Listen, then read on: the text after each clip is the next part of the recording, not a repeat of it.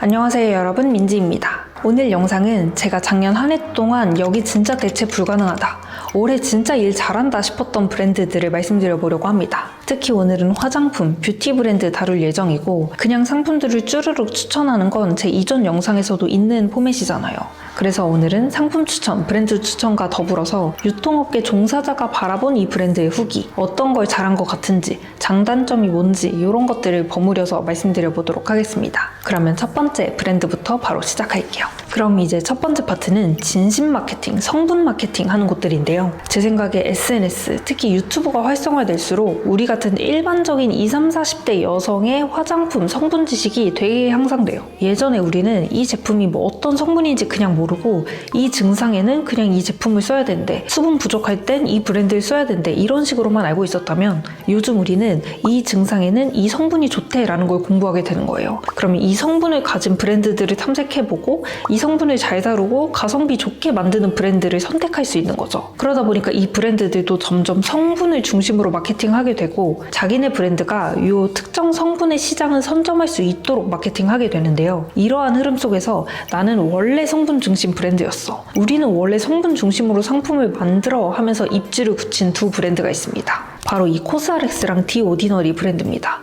일단 이 두 브랜드 모두 성분에 대한 이해도도 높고 일단 가성비가 좋아요. 그래서 저도 스킨케어에 어떤 특정 성분을 추구하고 싶다, 혹은 이런 새로운 성분을 알게 됐다 할 때는 이 두 브랜드를 먼저 보는데요. 일단 이 코스알엑스부터 말씀드리면, 이게 제조사에서 시작했기 때문에 당연히 진짜 웬만한 뷰티 브랜드보다 성분에 대한 이해도가 높은 회사예요. 그리고 제조사다 보니까 가격 경쟁력 당연히 좋고, 특히나 대기업 아모레퍼시픽이랑 협업을 발판으로 이 코스알엑스라는 이름을 단 상품 전개를 되게 활발히 하더라고요. 그래서 저만 해도 여기 코스알엑스가 고함량 성분을 가성비 있게 잘 만들어서 비타민C는 여기 것만 쓴 지 한 1년 넘게 된 것 같아요. 그래서 이 코스알엑스 비타민C, 레티놀 특히 추천드리고요. 두 번째 브랜드는 성분 중심으로 너무 유명한 디오디너리예요. 이 디오디너리 브랜드는 정말 다양한 성분을 다루는데 메인 성분을 부각하고 부성분은 좀 빼요.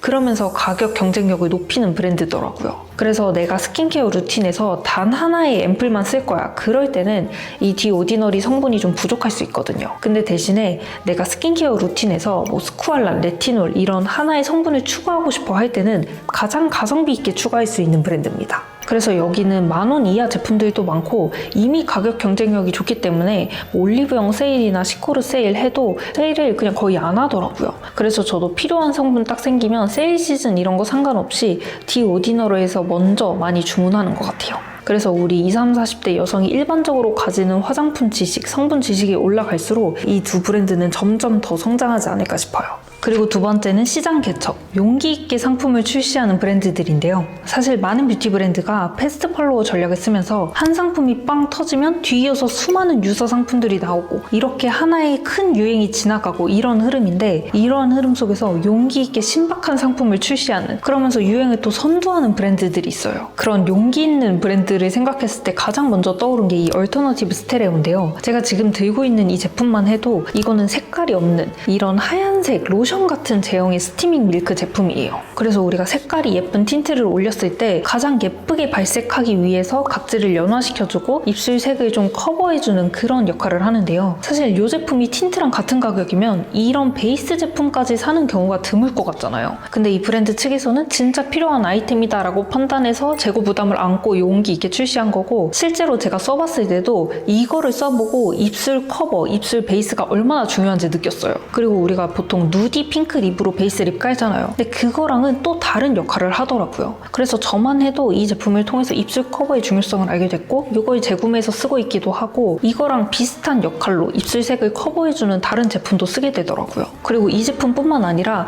이번에 나온 얼터너티브 스테레오의 추구미가 부드럽게 스며드는 여린 장밋빛 생기거든요. 이 문구만 봐도 느낌이 오시겠지만, 이런 부드럽게 스며드는 여리여리한 촉촉한 느낌은 발색이 좀 다 비슷비슷하게 나오잖아요. 근데 심지어 얼터너티브 스테레오에서는 종류를 여러 가지를 냈어요. 그래서 이 색상들을 실제로 발색해보면 뭐 레드, 코랄, 핑크 이렇게 딱딱 존재감이 뚜렷한 게 아니고 비슷비슷하게 살짝씩 다 다르거든요. 근데 그렇게 컬러를 세분화하게 되면 재고 부담이 올라갈 수밖에 없거든요. 근데 이 브랜드 측에서는 재고 부담이고 뭐고 간에 그 내고 싶은, 추구하고 싶은 미묘한 색깔 차이가 있었던 거예요. 그래서 매번 이 브랜드의 상품들을 보면서 여기는 진짜 용기 있게 상품을 출시한다, 시장을 좀 선도한다 싶어가지고 대체 불가능하다고 느꼈던 곳입니다. 그리고 두 번째 브랜드는 시장을 제대로 개척하고 선두했던 P 브랜드의 이 푸딩팟입니다. 되게 오랜 시간 동안 촉촉 블러셔, 장원영님의 속광 블러셔, 광이 자르르 흐르는 촉촉한 제형 이런 게 유행을 했잖아요. 근데 갑자기 뜬금 P 브랜드에서 블러리한 매트한 푸딩팟을 냅니다. 심지어 이름이 푸딩팟인 것처럼 제형도 진흙, 점토처럼 이렇게 꾹꾹 눌리는 신박한 제형을 가지고 와서 시장에 매우 잘 통했잖아요. 저조차도 원래 촉촉한 속광 블러셔 너무너무 좋아하는데 이런 것만 계속 너무 보고 바르다가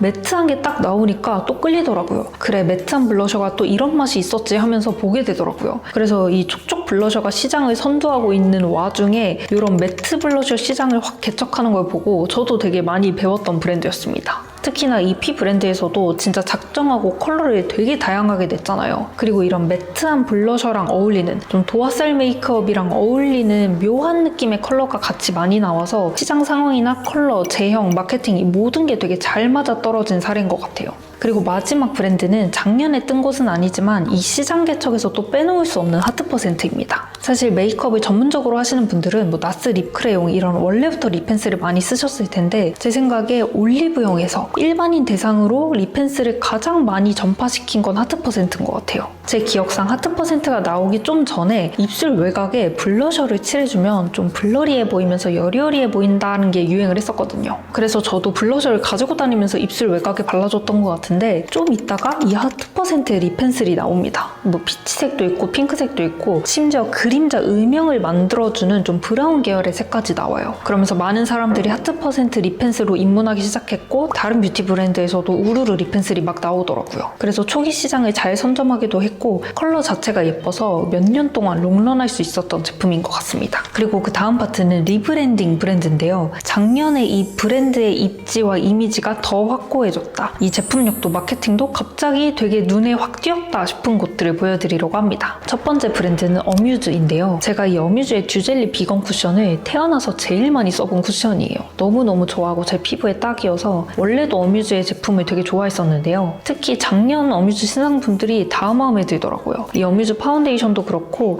이거 월간 꼬민지에 이미 나갔을 텐데 립 스머저 제품도 진짜 마음에 들었어요. 그래서 작년에 어뮤즈 제품력이 되게 올라갔다라고 느꼈고 사실 패키지가 저보다는 좀 10대 분들이 쓸 것 같은 귀여운 이미지가 많았거든요. 근데 작년부터는 확실히 이 패키지 자체도 좀 더 깔끔하고 고급스럽게 변했어요. 그래서 생각해보니까 어뮤즈가 대기업으로 인수됐잖아요. 그래서 확실히 제품들에서 자본의 힘이 느껴지기도 했고 이 브랜드가 나아가고자 하는 전략 방향 그리고 추구하는 브랜딩 이미지에도 변화가 있지 않았나 싶습니다. 근데 저는 결론적으로 어뮤즈 원래 좋아했던 입장에서 작년에 변화된 제품 방향이나 제품 이미지가 훨씬 더 마음에 들었어서 만약에 여러분들 중에 어뮤즈 올리브영에서 몇 번 봤을 때 너무 영한 이미지였다, 약간 유치한 느낌이라 안 썼다 하시는 분들은 다음에 올리브영이나 다른 데서 세일할 때 한번 써보셔도 좋을 것 같아요. 그리고 두 번째는 추억의 브랜드 이니스프리입니다. 저는 저 어렸을 때 로드샵 되게 많았지만 그 중에서도 이니스프리를 맹신하면서 썼었어요. 또 성인이 되어서도 이니스프리를 썼었어요. 왜냐면 이니스프리가 대기업 아모레 퍼시픽 라인이잖아요. 그리고 다른 대기업도 아니고 아모레면은 이 원료랑 성분을 직접 만들고 수급하는 능력이 있으니까 당연히 가격 경쟁력이 높을 것이다 하고 좀 믿고 썼었거든요. 근데 이 이니스프리가 약간 색조 브랜드로 마케팅하고 색조 화장품에 힘을 쓰는 몇 년이 있었어요. 이 몇 년 동안 저도 이니스프리를 안 쓰기 시작하면서 좀 잊혀졌었거든요.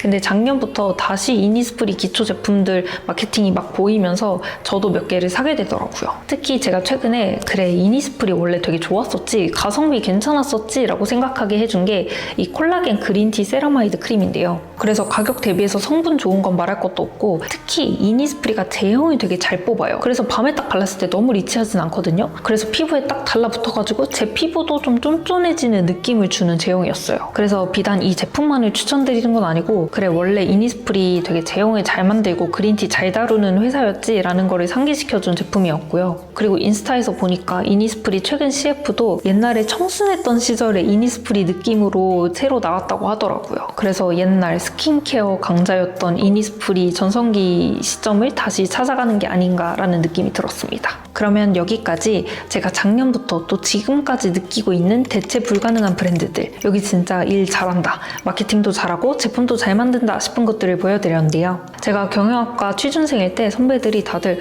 화장품 업계는 오지마, 진짜 치열하고 진짜 일 많으니까 오지마 라고 자주 말했었거든요. 그만큼 시장 상황, 트렌드도 빠르게 확확 바뀌고 일이 진짜 많은 업계인 것 같아요. 그래서 이 크고 작은 수많은 뷰티 브랜드에서 종사하시는 분들, 마케팅하고 제품 만드시는 분들 다 정말 대단하다고 생각하고 있습니다. 그래서 제가 막 평가하고 그럴 입장은 전혀 안 되지만 정말 한 명의 소비자 입장에서 느껴본 바를 솔직하게 공유드려 보았고요. 앞으로도 새롭게 떠오르는 것 같은 진짜 신박한 브랜드들 있으면 또 다시 가져오도록 하겠습니다. 그러면 다음 영상에서 또 만나요. 안녕!